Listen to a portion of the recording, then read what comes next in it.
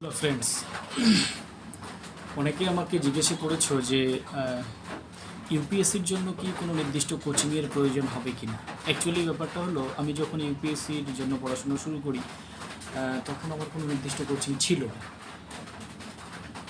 তো যেহেতু আমি একজন সরকারি কর্মচারী, তো নির্দিষ্টভাবে কোচিং নেওয়া বা বাইরে গিয়ে কোনো কোচিং নেওয়া এটা আমার পক্ষে একদমই পসিবল না, কারণ আমাকে সময় দিতে হয় এদিকে। এবার সবার প্রথমে আমি যে কথাটা বলবো যে বাইরে কোচিং নেওয়ার বদলে কিছু কিছু কোচিং সেন্টারগুলো যেগুলো নাকি আমাদের অনলাইনে ক্লাস করায়, আমাদেরকে ভালো ভালো ম্যাটেরিয়ালসগুলো প্রোভাইড করে, সেক্ষেত্রে আমি বলবো হ্যাঁ, নিয়ে একটু পথটাকে চিনে রাখাটা বেটার। কারণটা হচ্ছে, আমরা জানি না, যাদের নতুন নতুন যারা বিগিনার্স তাদের জন্য বলছি বিশেষ করে, যে নতুন অবস্থায় আমরা কখনোই বুঝতে পারি না যে অ্যাকচুয়ালি ইউপিএসসির চাওয়াটা কী। আর অ্যাকচুয়ালি আমরা তো প্রিপারেশান নেই এইভাবেই যে ইউপিএসসি হলে হবে, না হলে অন্য কোনো চাকরি হবে, কিন্তু না, বাস্তবে সেটা না। ইউপিএসসির প্রিপারেশানটা টোটালি একদমই আলাদা। প্রথমত আমি যেটা শুরু করেছিলাম যে ইউপিএসসির জন্য সেলফ স্টাডি নিজে নিজে পড়েছিলাম। পড়ে এই কিছু আমি কোশ্চেন অ্যাটেন্ড করার চেষ্টা করেছিলাম, কিছু কিছু কিছু পিওয়াইকিউ, মানে প্রিভিয়াস ইয়ার্স কোশ্চেন, এগুলো সলভ করার চেষ্টা করেছিলাম। তাতে দেখি আমার প্রায় 30%, হাইয়েস্টলি 35% এরকম কিছু আমি অ্যাটেন্ড করতে পারি। পরে আমি যেটা দেখলাম যে আমি একটা স্টাডি আইকিউ নামে অনলাইন ক্লাসের সঙ্গে যুক্ত থাকলাম, এবং সেখানে আমি সাবস্ক্রিপশান নিলাম। সাবস্ক্রিপশান নেওয়ার পরেই আমি যে বিষয়গুলোকে লক্ষ্য করলাম যে মোটামুটিভাবে বলতে গেলে যে দেখো, কোচিংটা অ্যাকচুয়ালি আমাদের মাথায় একটা জাস্ট ছাতা হিসেবে থাকবে। এবার বৃষ্টিতে ভিজবো না ভিজবো সেটা আমাদের, ঠিক না? বা জাস্ট একটা ছাতা হিসেবে থাকবে, মানে কি আমাদের জাস্ট পথগুলোকে দেখিয়ে দেবে অ্যাকচুয়ালি আমাদের কোন পথে গেলে ভালো হবে আর কোন পথে গেলে খারাপ হবে। সব ক্ষেত্রে সর্বমোট কথা আমি এটাই বলবো যে আমাদের কোনো কিছুই প্রয়োজন না, নির্দিষ্ট ম্যাটেরিয়ালসগুলো প্রয়োজন। কারেন্ট অ্যাফেয়ার্সের প্রত্যেকটা বিষয় আমাদের ক্ষেত্রে প্রয়োজন, এবং যে ডায়নামিক্স পার্টগুলো থাকে, ডায়নামিক্স পার্টগুলো কোন কোন সময় কী কী চেঞ্জিং হয়ে যাচ্ছে, চেঞ্জিং পার্টগুলোকে আমাদের ধরতে হবে। দ্বিতীয়ত কথা হচ্ছে যে সেলফ স্টাডি যদি তুমি পার ডে 8 ঘন্টা বা 6 ঘন্টা, হাইস্টলি 9 ঘন্টা যদি টাইম দিতে পারো, তাহলে অনেক কোচিং সেন্টার থেকেই এটা অনেক বিজ্ঞ মানুষ, আমি তো খুবই সাধারণ একজন মানুষ, জাস্ট আমি স্টাডি আইকিউ থেকে ম্যাটেরিয়ালসগুলো সংগ্রহ করে আমি জাস্ট পড়ছি, এবং সেলফ স্টাডি আমি অনেক আগের থেকেই করি। এবার সেলফ স্টাডিটা সবার আগে। যদি তুমি নিজে না পড়তে পারো, তাহলে তোমার কাছে গাদা গাদা ম্যাটেরিয়ালস থেকেও কিচ্ছু লাভ নেই। আর যদি তুমি নিজের পথটাকে নিজেই চুজ করে না নাও, তাহলে কখনোই আমাদের ইউপিএসসির লক্ষ্যে পৌঁছানো বিন্দুমাত্রই সম্ভব না। এবার কোচিং সেন্টার থেকে কত পার্সেন্ট জিনিস আমাদেরকে প্রোভাইড করা হয়। কোচিং সেন্টার থেকে মেইনলি যে সমস্ত জিনিস আমাদেরকে প্রোভাইড করা হয় সেটা হচ্ছে অল ওভার ইউপিএসসির 70-80%, তাতেই আমাদের যথেষ্ট এনাফ বলে মনে হয়। কিন্তু ব্যাপারটা হলো, তার বাইরেও আমাদের করতে হবে। কোচিং সেন্টারে দেখো যে তোমরা গাদা গাদা স্টুডেন্ট পড়ছে, কিন্তু বেরিয়ে আসছে কয়েকজন, তাই তো? এই জিনিসটাই আমরা দেখে থাকি। যারা বেরিয়ে আসছে তাদের জন্য এক্সট্রা অর্ডিনারি থাকে, তাদের নিজেদের মধ্যে এক্সট্রা একটা স্টাডিজ প্ল্যান থাকে আলাদা, যে আমি 8 ঘন্টা করে ডেইলি পড়বো, এই বিষয়টা পড়বো, এই বিষয়টা পড়বো, এই বিষয়গুলোর উপরে দারুণভাবে তারা ফোকাস করে। এবং এখন তো অনলাইনের যুগ, অনলাইন থেকে বিভিন্ন সোর্সগুলোকে তারা ভালোভাবে কনজিউম করার একটা ক্ষমতা রাখে। এজন্য তাদেরকে দেখি আমরা, হ্যাঁ, তারা সত্যি সত্যি বেরিয়ে আসে। এবং এই প্রতিযোগিতাটা এতটাই ভয়ঙ্কর একটা প্রতিযোগিতা যে সেলফ স্টাডি এবং বুঝে স্টাডি ছাড়া কোনোভাবেই সম্ভব না। 2023 সালে প্রিলিমিনারি এক্সামিনেশনের যে পেপার হয়েছিল, তাতে আমরা এর আগে থেকে যে শিখে আসতাম বিষয়গুলো, যে এলিমিনেট করে দেওয়ার যে বিষয়টা ছিল, যাই হোক, যারা তোমরা এক্সপিরিয়েন্স তোমরা বুঝে থাকবে যে এলিমিনেশন সিস্টেমটা 2023-এর কোশ্চেনে আমরা কিছুটাই পাইনি, মানে 1%ও পাইনি এখান থেকে, যে আমরা কোনো একটা কোশ্চেনকে এলিমিনেট করে দেবো, ঠিক না? ওকে। তবে আরেকটা জিনিস তোমরা আমি যেটা উপলব্ধি করি, কারণ আমি নিজেই একজন কোচিং নিচ্ছি, আমি স্টাডি আইকিউ থেকে, হরিয়ানা থেকে কোচিং, গুরুগ্রাম যেটাকে আমরা বলে থাকি, হরিয়ানার গুরুগ্রাম, সেখান থেকে আমি কোচিংটাকে নিচ্ছি, দিল্লিতে তার মেইন সেন্টার।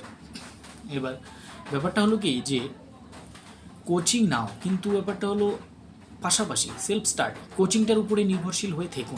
কোচিংটার উপরে যদি নির্ভরশীল হয়ে থাকো তাহলে কখনোই তোমরা ইউপিএসসি ক্লিয়ার করতে পারবে না, কারণ ইউপিএসসি হচ্ছে একটা extraordinary power of studies, extraordinary স্টাডিজের একটা এক্সট্রা অর্ডিনারি পাওয়ার আমাদের প্রয়োজন, তবেই আমরা সাকসেস হতে পারবো বা ইউপিএসসিকে ক্র্যাক করতে পারবো, আদারওয়াইজ কখনোই নয়। এবার কোচিংয়ে যে বিষয়গুলো নিয়ে কথাবার্তা বলা হয় বা যে ম্যাটেরিয়ালসগুলো প্রোভাইড করা হয় তা সবই আমাদের 70 থেকে 80% মধ্যে থেকে। বাকি যে বিষয়গুলো সেগুলো আমরা আদার সোর্স থেকে যদি কালেক্ট করতে পারি তাহলে আমাদের পক্ষে সাফিসিয়েন্ট বলে মনে হবে ইউপিএসসির জন্য। এবার অনেক স্টুডেন্ট, আমার কাছে মেসেজ আসছে যে অনেক স্টুডেন্টের প্রবলেম হচ্ছে যে তারা কিভাবে অপশনালটাকে সিলেক্ট করবে। অ্যাকচুয়ালি ব্যাপারটা হলো, দেখো ইউটিউবে তো অ্যাভেলেবেল এই ধরনের ভিডিও যে কীভাবে আমরা অপশনালটাকে সিলেক্ট করবো, কীভাবে করবো না। অ্যাকচুয়ালি আমি সায়েন্স ব্যাকগ্রাউন্ড থেকে আমি নিজেকে বলতে পারি, প্রথমে আমার অপশনাল ছিল ম্যাথ, তারপরে আমি ম্যাথটাকে স্কিপ করে গেলাম, তারপরে অপশনাল হিসেবে সোশিওলজি আনলাম, কিন্তু সোশিওলজি আমি কিছুই বুঝি না। নেক্সট অ্যানথ্রোপোলজিতে গেলাম, অ্যানথ্রোপোলজিও দেখলাম আমার পক্ষে কীরকম মনে হচ্ছে। তারপরে আবার ব্যাক করলাম সোশিওলজিতে, সোশিওলজিটা কিছুটা ইন্টারেস্টিং বলে মনে হয়েছে আমার কাছে। তো সোশিওলজি আপাতত এই পর্যন্ত ঠিক আছে। মাঝখানে আমি এক সময় চলে গিয়েছিলাম যে না, যেহেতু সায়েন্স ব্যাকগ্রাউন্ড তাই আমি একটা কাজ করি, আমি না জিওগ্রাফি অপশন হিসেবে বেছে নিই, কিন্তু একবার নিয়েছিলাম, কিছুদিন পড়েছিলাম, তারপরে আমি ভেবেছিলাম না, জিওগ্রাফিটাও আমার পক্ষে সাফিসিয়েন্ট বলে মনে হচ্ছে না। তো সেক্ষেত্রে আমি বলবো, দেখো অপশনালটা চুজ করা সবার আগে করতে হবে তোমাদের এটা। এবার একটা কথা তোমাদেরকে আমি বলে নিই, বর্তমানে আমি সোশিওলজি অপশনাল নিয়েই আসি। এবার ব্যাপারটা হলো, তোমরা অনেকে বলতে পারো যে আমি সায়েন্স ব্যাকগ্রাউন্ড থেকে তারপরেও সোশিওলজিটাকে কেন অপশনাল হিসেবে নিলাম। দেখো ম্যাথটাকে আমি অপশনাল হিসেবে যদিও নেই, কারণ আমি একজন গভর্নমেন্ট এমপ্লয়ি, আমাকে ওইদিকে সময় দিতে হয়। ম্যাথে তোমাকে 10 থেকে 12 মাস কন্টিনিউয়াসলি 3 ঘন্টা করে বা 4 ঘন্টা করে, 3 থেকে 4 ঘন্টা করে সময় দিতে হবে পার ডে, শুধু ম্যাথের পিছনে। এত বড়ই একটা ভাস্ট সিলেবাস, এই ভাস্ট সিলেবাসটিকে ক্র্যাক করে তারপরে এই জিনিসগুলোকে মাথায় রাখায়, সেই চারটিকে নিয়ে কথা কখনোই নয়।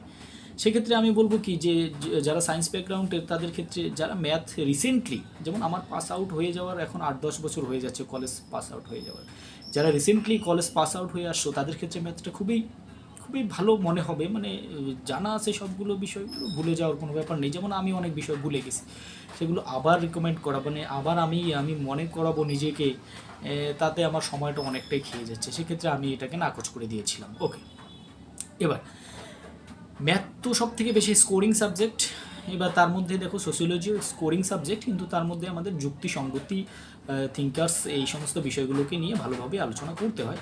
তো যাই হোক, আপাতত আমি যে অপশনাল বিষয়টি নিয়ে কথা বলছি, সেক্ষেত্রে আমি সোশিওলজিটাকেই ভালো বলে মনে করলাম। সেক্ষেত্রে আমি এখানে নিতিন সাংওয়ান স্যারের এসেনশিয়াল সোশিওলজি এই বইটাকেই আমি বর্তমানে ফলো করছি, এবং নেক্সট টাইম দেখি অনলাইন সোর্স থেকে যদি কোনো কিছু পাওয়া যায় তো আমি অবশ্যই জানাবো। এবার ব্যাপারটা হলো কি, সোশিওলজিতে যথেষ্ট ভালো একটা রিমার্কেবল সাবজেক্ট এটা, এবং মার্কস আসে খুবই ভালো যদি কিনা আমরা ভালোভাবে লিখতে পারি, যুক্তিসঙ্গতি বিষয়গুলোকে, থিঙ্কার্সের বিষয়গুলোকে যদি ভালো করে বুঝে থাকি এবং লিখে থাকি পরীক্ষায়, তবেই আমাদের ভালো একটা মার্কস আসার সম্ভাবনা নিশ্চিত থাকে। এবার সব থেকে আরও একটা বড় কথা বলবো যে শুধুমাত্র, বারবার আমি এই কথাটাকে ফোকাস করছি যে শুধুমাত্র যে আমরা কোচিংয়ের উপর নির্ভর করব না। কোচিং থেকে আমি সবগুলো ক্লাসেই যদি করে যাই, শুধু ক্লাস করে যাব, বাট আমি সেলফ স্টাডি করব না বা রাইটিং প্র্যাকটিস করব না, সেক্ষেত্রে কিন্তু আমাদের যদিও বা প্রিলি ক্লিয়ার হয়ে যায়, আমাদের মেইনসে কখনো ক্লিয়ার করা সম্ভব নয়। ওকে, তো তো এতটুকুই কথা ছিল তোমাদের সাথে। অনেকেই আমাকে জিজ্ঞাসা করেছিলে যে অ্যাকচুয়ালি আমরা কীভাবে এগিয়ে যাব। আমার কথা হচ্ছে তোমরা সেলফ স্টাডি অনুযায়ী এগিয়ে যাও। ইউটিউবে অ্যাভেলেবেল যে কোনো মানুষের যে কোনো ভিডিও তোমরা দেখে নাও, এবং খুব ভালো ভালো আনএকাডেমি থেকে, স্টাডি আইকিউ থেকে, ভিশন আইএএস থেকে, বিভিন্ন ধরনের সোর্সগুলো থেকে বিভিন্ন ধরনের ক্লাসগুলো করা হয়, ফ্রি ক্লাস দেওয়া হয়। সেই ক্লাসগুলোর উপর নির্ভর করো এবং নির্দিষ্ট বইয়ের নির্দিষ্ট টপিকগুলোকে নিয়ে এগিয়ে চলো, কারেন্ট অ্যাফেয়ার্সকে নিয়ে এগিয়ে চলো, ডাইনামিক্স পার্টগুলোকে ফলো করো। আশা করি তোমরা সাকসেস হতে পারবে। চলো আজকে এই পর্যন্ত, নেক্সট ডে আবার দেখা হচ্ছে।